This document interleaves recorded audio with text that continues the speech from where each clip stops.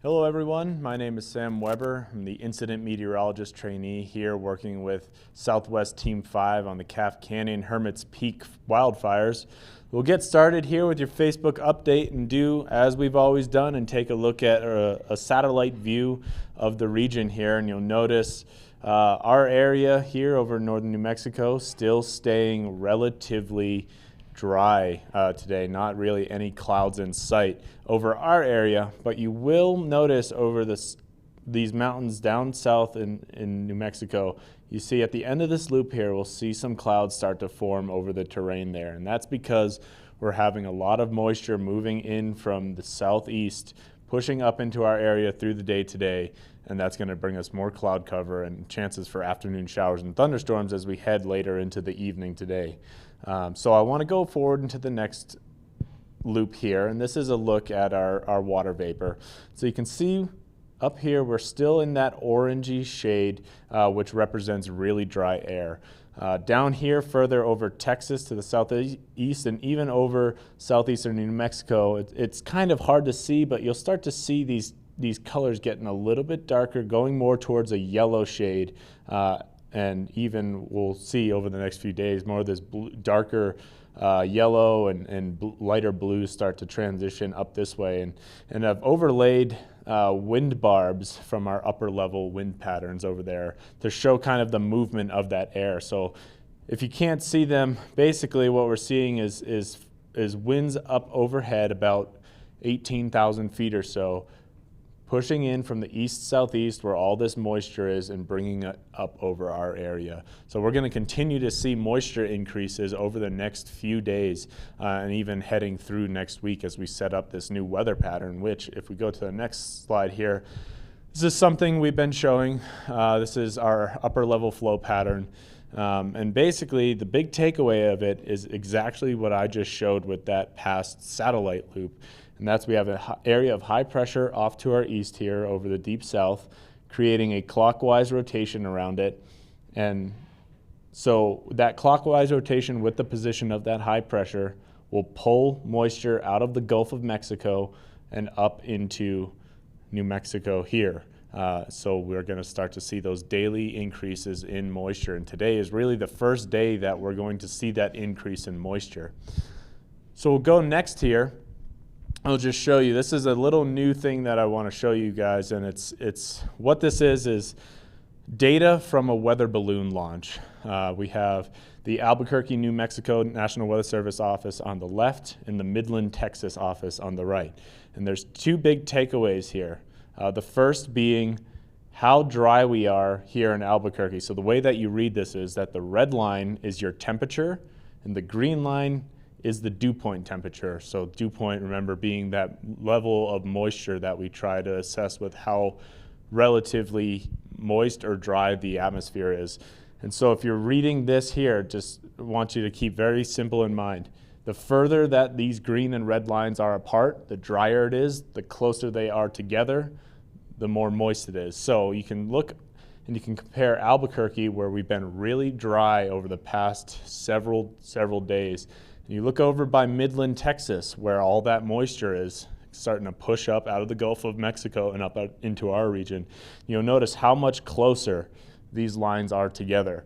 And so also what you'll take away here is see these are wind barbs. It may be really hard to tell, but essentially up through about 6 kilometers in altitude, so closer to 20,000 feet, we have winds out of the southeast that are pushing that moisture up into our area here. Now Albuquerque's a little bit further southwest of where the fire is right now, but they should be seeing the same trend that we're going to expect to see here over the coming days, which is going to be something that's more representative of this here.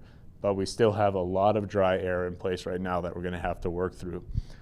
So we'll go ahead here into our forecast graphics. So we have up top today, tomorrow, and Saturday's weather charts showing this green shaded area for chance of showers both today, tomorrow, and Saturday as we move some of that moisture into the area.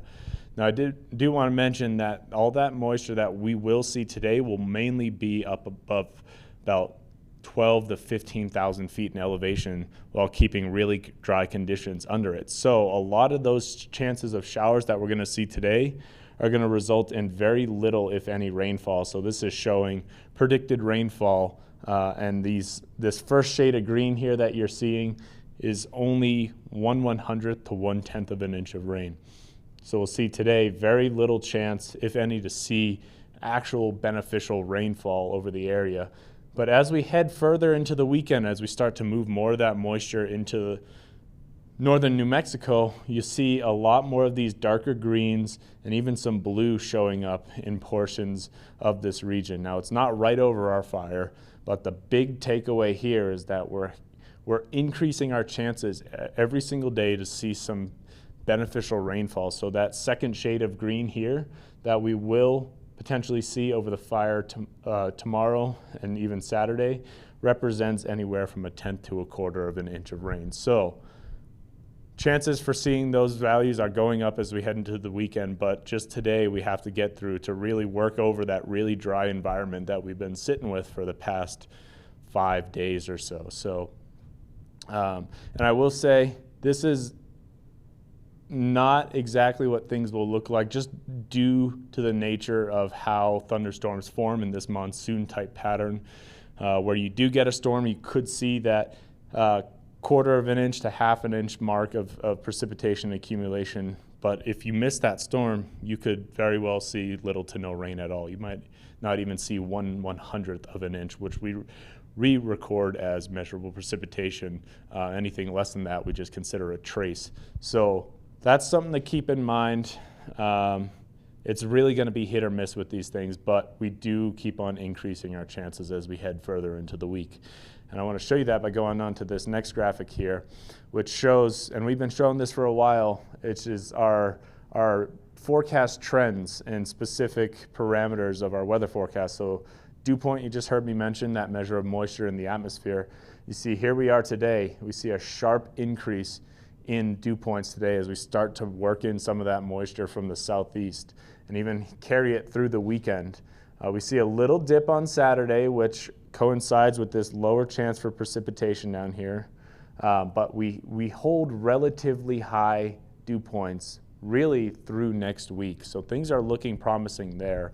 And you'll see a similar trend in an uptick in our relative humidities through the weekend, both in the daytime minimum values, which are these darker orange shaded, and our overnight minimum or overnight maximum humidities, which are these lighter oranges here, which is really what we like to see in addition to these really high daytime minimum humidities, because that really shortens up the burn period that this fire can get going. So, you know, things are looking good. Even if we don't end up with rain over the fire, we are going to see some, at least moderation of fire weather conditions that would promote less active burning around where we have active fire on the ground right now. So we'll just move forward here real quick into our forecast matrix that we use here at the Incident Command Post, just to keep everyone around here situationally aware of what's going on with the weather. 5 days ago, there was a lot of red on this chart, but now that we're seeing more of that moisture push predicted in our weather models, and we're feeling real good about that, we can throw a lot more green on this chart. We see our minimum humidities coming up, temperatures cooling off a bit, cloud cover staying up each and every day. Every day, chance of showers, thunderstorms through the week. So bottom line is, things are looking really good as far as the weather goes, to hopefully start to tamper things down with this active fire that we've been seeing over the past few days. One last thing, and we'll go on to this next chart, graphic here, is with these rains, yes, they're really good for the fire. They're going to help calm things down, slow down, and hopefully help with putting things out on the fire. But after the fire is active or is burnt over an area and you get rain on it, comes the flood. And we've been talking about this a lot. If you've seen our community meetings, we've been hitting really hard on the flooding subject.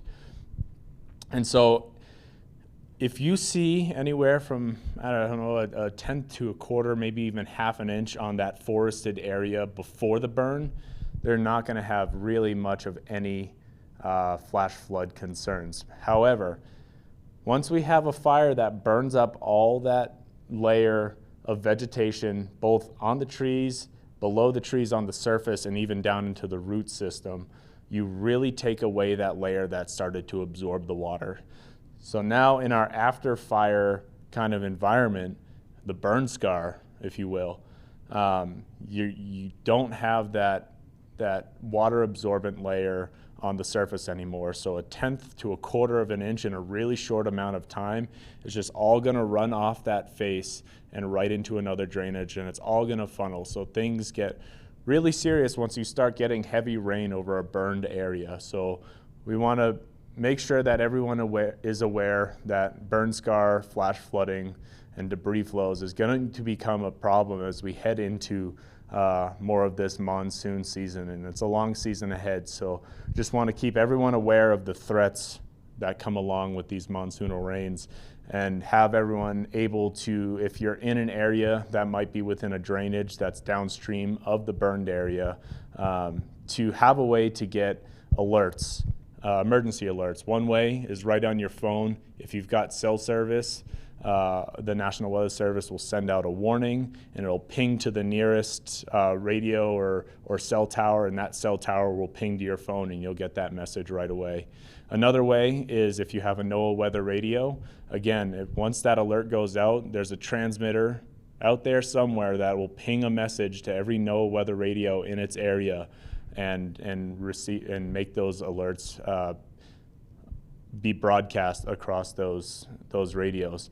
There is unfortunately a transmitter that is out of service that services a lot of the burn scar area up here, which is very unfortunate. So I would recommend setting up emergency alerts for your phone, and also monitor the National Weather Service page in Albuquerque, New Mexico, to get any sort of forecast from them and any warning decisions that they make over the fire, especially heading through this next long monsoon season that we're looking forward to. So that's where I'll end it, and we'll see you guys tomorrow. Thank you.